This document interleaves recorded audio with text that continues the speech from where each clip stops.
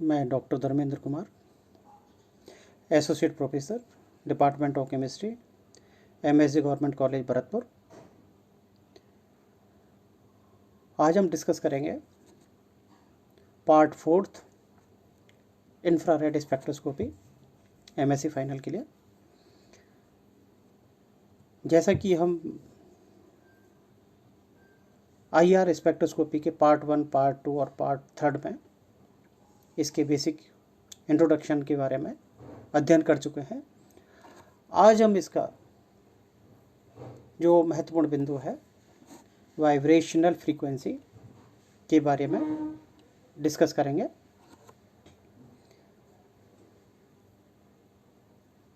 ये molecular vibration is a periodic motion of the atom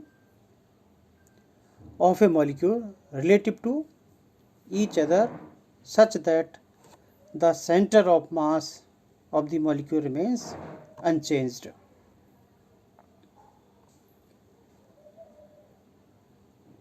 जैसा कि डेफिनेशन से हम जान पा रहे हैं कि जो मॉलिक्यूलर वाइब्रेशन होते हैं और जो वाइब्रेशनल फ्रीक्वेंसी रहती है वो related to each other of atom in a molecule होती है। और इसके अध्ययन के लिए एक रूल्स काम में लिया जाता है या लॉ काम में लिया जाता है, हुक्स लॉ। उसके आधार पर हम इसको डिस्कस करते हैं, यानी कि the frequency of a vibration is dependent on two quantities, the masses of the atoms and the stiffness of the bond। जैसा कि यहाँ इक्वेशन में शो किया जा रहा है,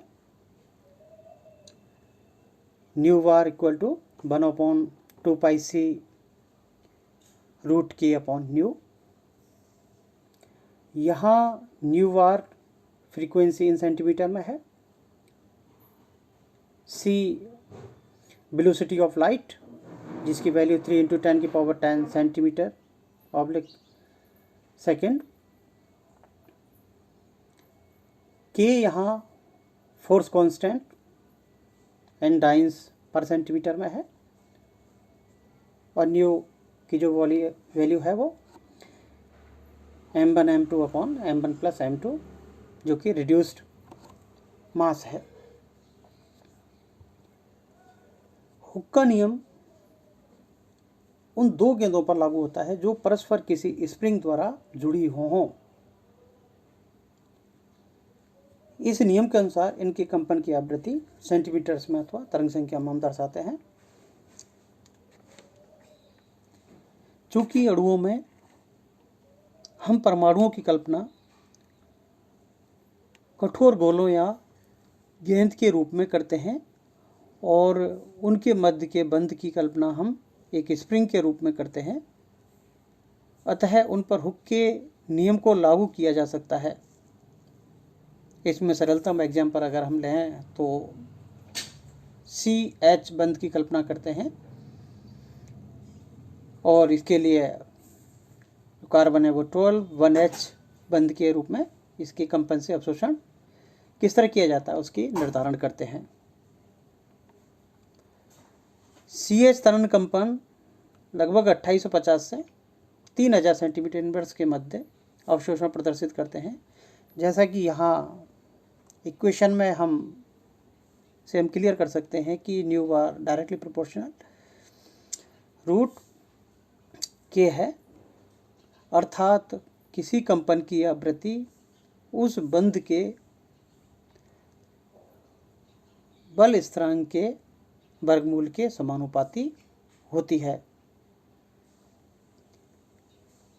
किसी बंध के लिए उसके बल स्थिरांक का मान बिल्कुल वैसा ही है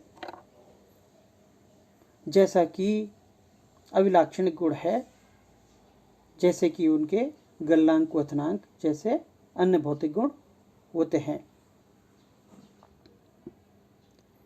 किसी बंध के बल स्थिरांक को उसकी दृढ़ता के साथ स्प्रिंग की सामर्थ्य के साथ भी जोड़ा जा सकता है। Vibrational frequency depends upon bond strength and reduced mass, इस पर डिपेंड करती है। अर्थात किसी तंत्र के अवशोषण की आवृत्ति उसके सम्मानित द्रव्यमान के वर्गमूल के व्युत्क्रमानुपाती होती है। अतः तंत्र के द्रव्यमान में वृद्धि से अवशोषण की आवृत्ति में कमी आती है। यहाँ ये क्लियर है कि if the bond strength increases for the reduced mass decreases, the value of the vibration frequency increases.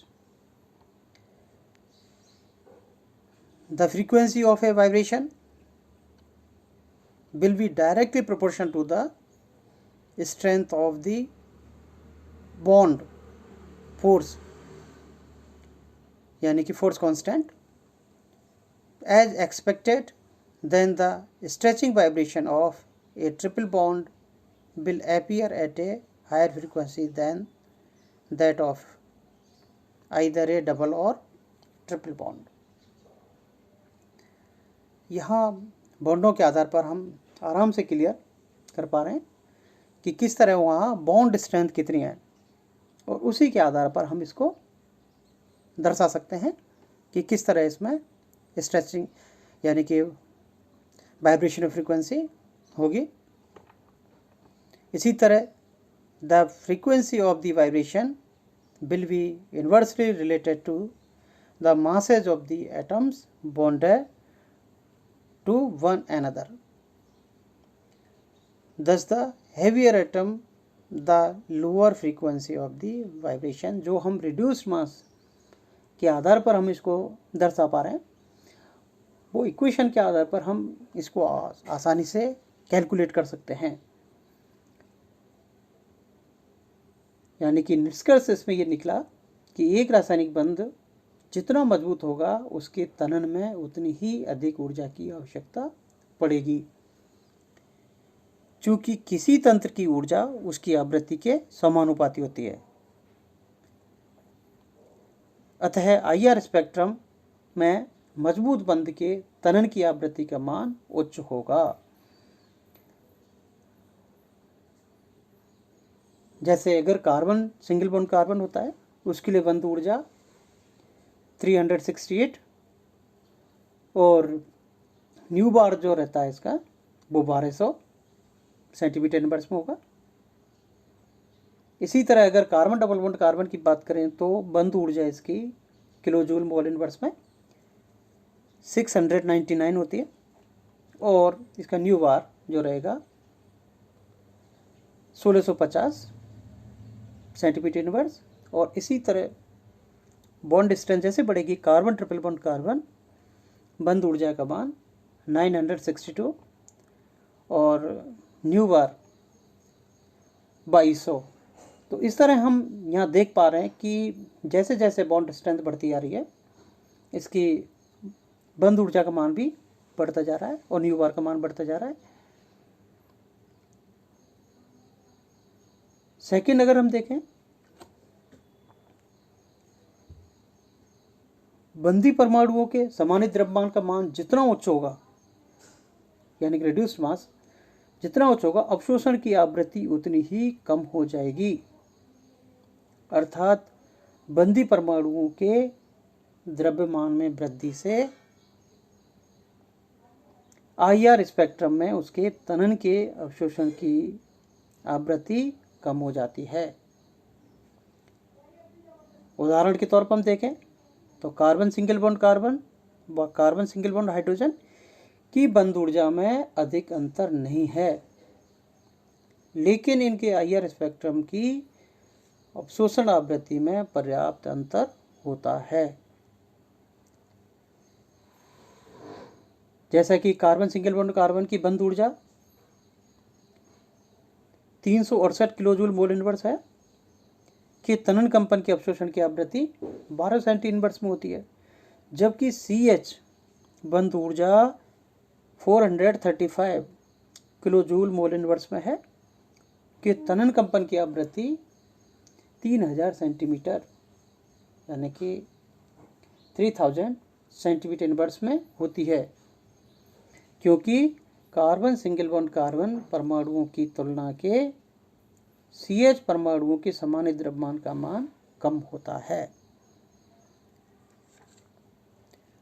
तो यहाँ हम इसके आधार पर आसानी से कल्पना कर सकते हैं कि स्ट्रेचिंग वाइब्रेशन किस तरह हो रहा है। इसी तरह इस OH stretching absorb at higher frequency compare to carbon single bond carbon. तो इसको हम एक्सप्लेन कर सकते हैं on the basis of the smaller value of reduced mass for OH compared with the carbon single bond carbon। इसी तरह हम अगर इलेक्ट्रोनेगेटिविटी के डिफरेंस के आधार पर एक एग्जांपल लें तो जैसे फ्लोरीन सिंग और हाइड्रोजन के बीच का जो बॉन्ड है absorb at higher frequency as compare to OH यानी कि ऑक्सीजन और हाइड्रोजन के बीच का जो बॉन्ड है। इसका रीज़न है कि यहाँ फ्लोरीन की जो इलेक्ट्रोनेगेटिविटी है वो ज़्यादा है ऑक्सीजन के। तो इसके आधार पर हम इनको आसानी से कंपेयर कर सकते हैं कि वाइब्रेशनल फ्रिक्वेंसी किस तरह रिलेट्स होती है रिड्यूस्ड मास और फोर्स कांस्टेंट के। धन्यवाद।